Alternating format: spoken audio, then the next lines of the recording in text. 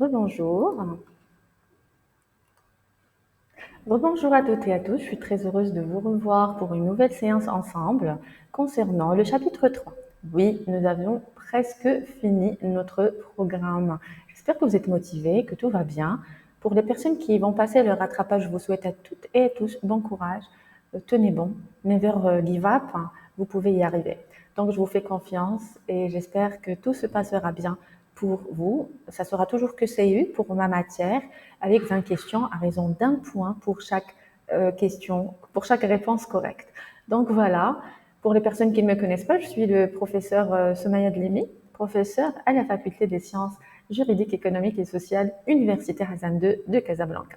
Très bien. Alors, nous étions en train de parler du système, des relations que nous entretenons et de cette intelligence du manager pour pouvoir justement pointer le doigt sur quoi faire, comment, à quel moment et dans quel contexte, dans une sorte d'intelligence comportementale, une sorte d'intelligence émotionnelle aussi qui va lui permettre de réajuster son comportement en fonction des personnes, mais en fonction aussi de la situation. Voilà. Donc, un bon système de gestion, il va nécessiter les variables suivantes. Attention ici, ce que nous voyons dans ce chapitre depuis la séance précédente est revisité, d'accord? On va revisiter, et le fait de revisiter tout le cours pour pointer le doigt sur les éléments qui sont les plus importants.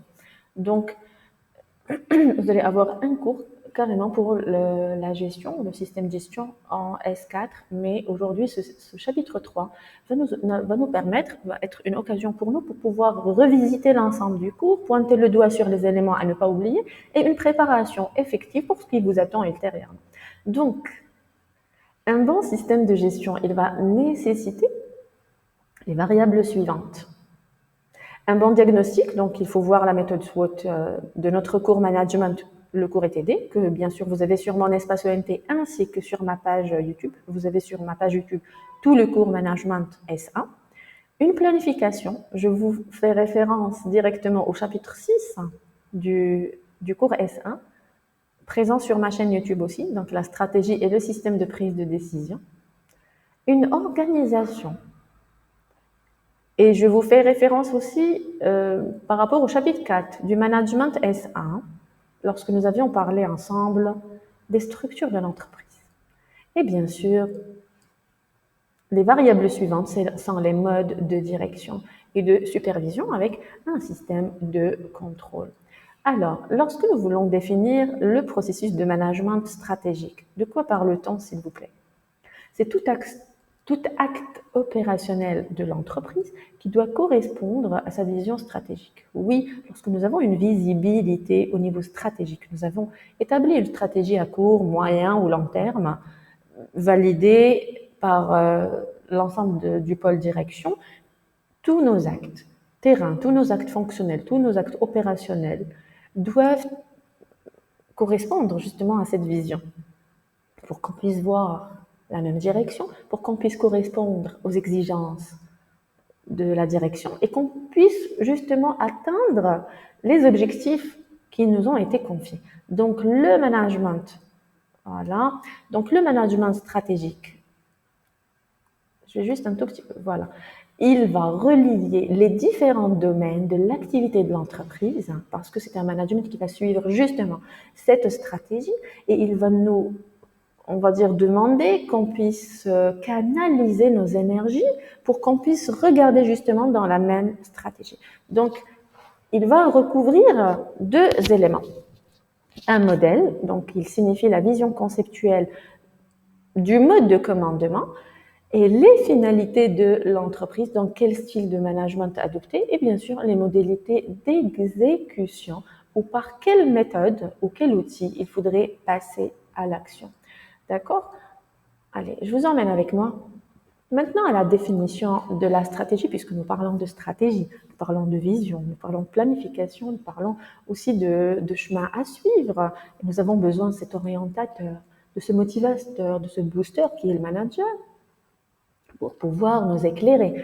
Donc, il va adopter certainement une stratégie. Nous, dans chaque service, toi, dans le cadre de ta team, de ton équipe, tu vas devoir aussi élaborer et suivre une stratégie au quotidien. Donc, la stratégie est l'acte de déterminer les finalités, vers où on veut arriver. Ou quel est le point final, quel est le point vraiment final vers où on veut arriver.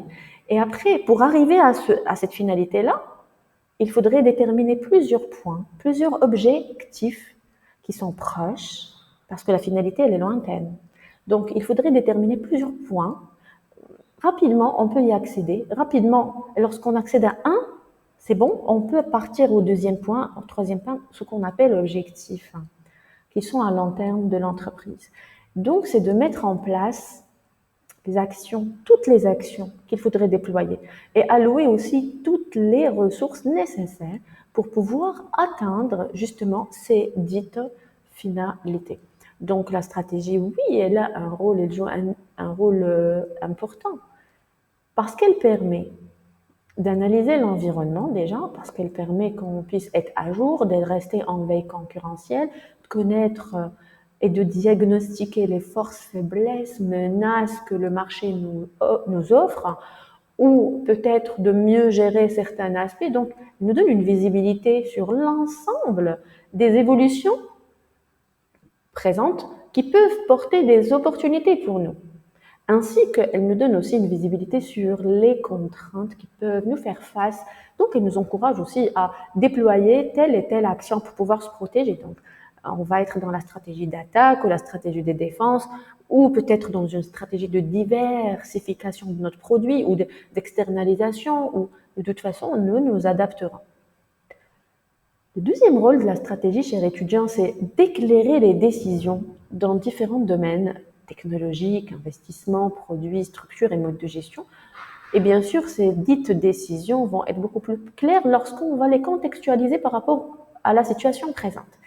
Et la stratégie nous permettra d'orienter l'entreprise, de nous donner une orientation, une route, un chemin à suivre, avec un tableau de bord bien clair et des indicateurs de mesure de notre performance au cours de chemin vers des choix qui sont essentiels tels que la croissance, la diversification, le recentrage ou la reconversion, chose que nous avions vu chez plusieurs entreprises qui se sont vues forcées de se reconvertir pendant le confinement de l'année dernière.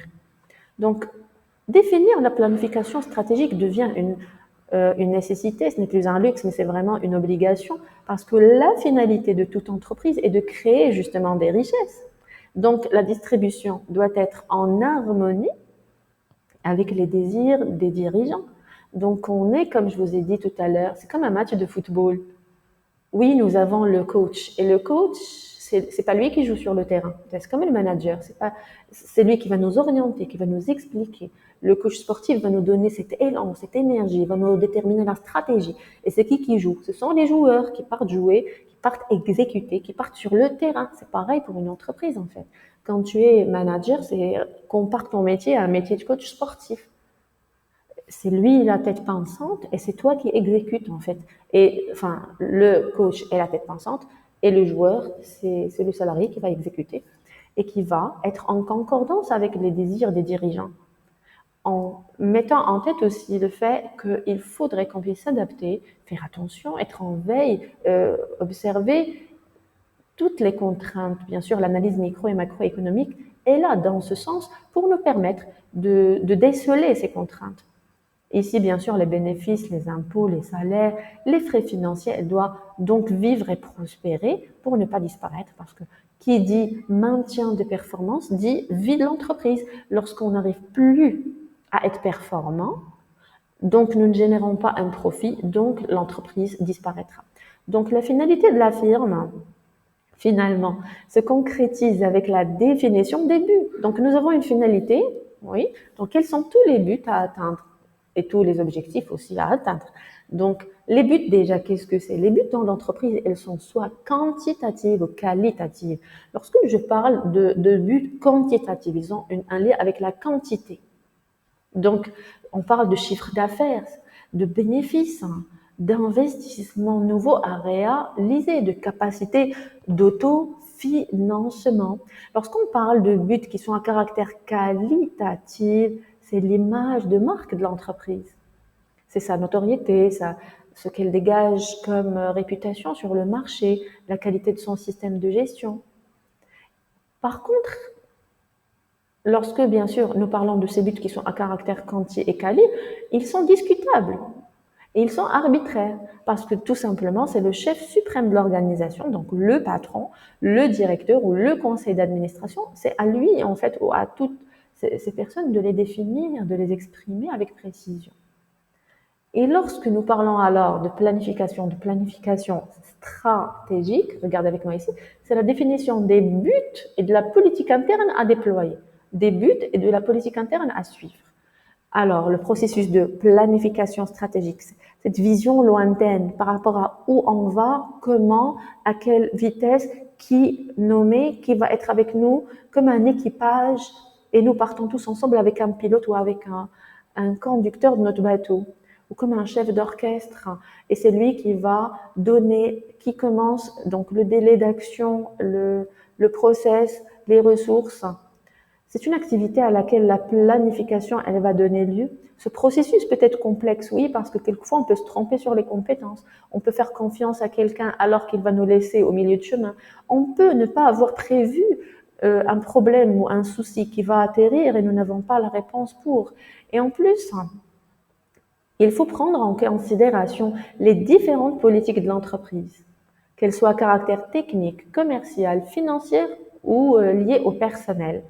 On doit aussi prendre en considération l'évolution de l'environnement, qui est justement instable, et c'est ce qui pose le plus grand problème. On ne sait absolument pas à milliards%, à 100%, ce qui nous attend, on va dire, de façon claire et nette. Mais nous sommes beaucoup plus dans une gestion prévisionnelle. On essaie de gérer les risques pour éviter les crises, mais il y a toujours ce soupçon de doute, de peur que nous essayons de contrôler. Le montant global aussi des ressources que l'entreprise peut mettre en place pour atteindre ses buts. Donc maintenant, je passe à Anthony qui a aussi partagé sa vision avec nous. Il nous parle de planification stratégique, qui est l'activité de prise de décision. Ben oui, on doit prendre des décisions par rapport à tout ce que je viens d'expliquer. On doit prendre des décisions, être capable de prendre des décisions par rapport aux objectifs déjà de l'organisation, par rapport à tous les changements de ces objectifs. Parce que oui, on peut les changer, comme je viens de signaler, s'il y a perturbation imprévue ou qu'un parmi l'équipe nous a quittés ou X ou Y raison, une défaillance budgétaire ou perte, voilà. Donc les ressources utilisées pour atteindre ces objectifs et les politiques relatives à l'acquisition, à l'utilisation et à la mise de ces ressources à la disposition des différentes fonctions de l'entreprise. Donc là, nous avons vraiment une visibilité sur l'ensemble des spécificités importantes qui rentrent dans le champ de la planification stratégique. Et si nous voulons réfléchir autour de la différence entre but et objectif, comme vous voyez avec moi ici, donc par rapport au but, c'est la première expression de la finalité. Quel est ton but? C'est vraiment où tu veux arriver. Quelle est la finalité finale? On l'a compris, c'est la finalité, le dernier point auquel tu veux arriver, mais tu vas formuler un but qui va te permettre de concevoir un plan d'action. C'est de réussir à toucher ou à atteindre cette finalité. L'objectif sont alors toutes les mesures que tu vas suivre pour atteindre l'ensemble de ces buts ou le but que tu as dessiné. Donc, tu as une finalité, donc tu vas dessiner un but et pour arriver à ce but, tu devrais déployer plusieurs efforts pour arriver à tous les objectifs que tu as dessinés. Donc, on va formuler beaucoup d'objectifs qui vont nous mener vers notre but et ce but va nous mener vers l'atteinte de notre finalité future. Je vous donne un exemple. Si la croissance de l'entreprise, c'est notre but, la maîtrise du marché, c'est notre but aussi. Alors, quel est l'objectif? Parce qu'on peut avoir un objectif à court terme, à moyen terme et à long terme. Si l'entreprise, elle réussit à écouler toute sa production sur un marché et à atteindre un chiffre d'affaires de X millions de dirhams ou d'euros, de dollars, ou, voilà, et réaliser 50% de part de marché, elle aura atteint son but. Parce qu'elle aura créé une croissance, elle aura aussi maîtrisé le marché. Donc, l'objectif, qu'est-ce que vous remarquez? C'est la définition quantifiée ou chiffrée du but que nous voulons atteindre.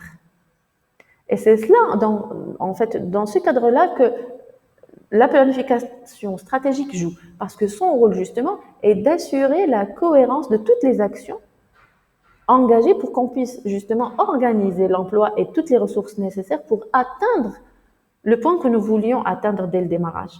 Donc, c'est aussi un outil d'aide à la décision. Et c'est un instrument de contrôle de gestion qui va nous permettre d'avoir une visibilité claire et nette sur qui doit être dans l'action, avec quelles ressources, dans quel seuil, dans quel contexte, dans quelle limite d'action, dans quel deadline.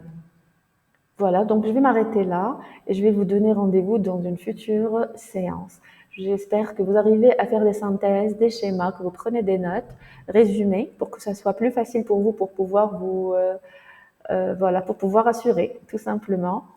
Et je vous donne rendez-vous après, je pense, vos examens, d'accord? Je vous souhaite bon courage à toutes et à tous, excellente fin de journée et à très très bientôt.